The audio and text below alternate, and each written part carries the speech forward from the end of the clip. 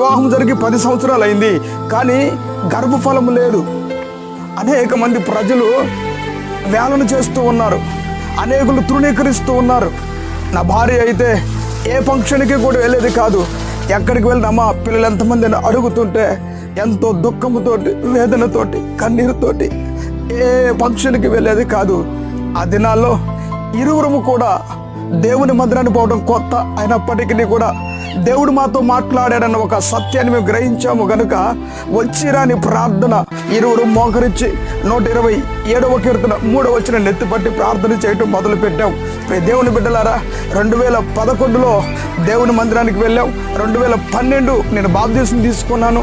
2013లో దేవుడు మా ప్రార్థన ఆలకించి ఆకాశమందులు దేవుడు కనికరమును మా మీద కురిపించి మాకు గర్భఫలాన్ని ఇచ్చాడు. దేవునికి స్తోత్రం కలుగును గాక. దేవుని బిడ్డలారా, ఈ దినాల్లో అందరూ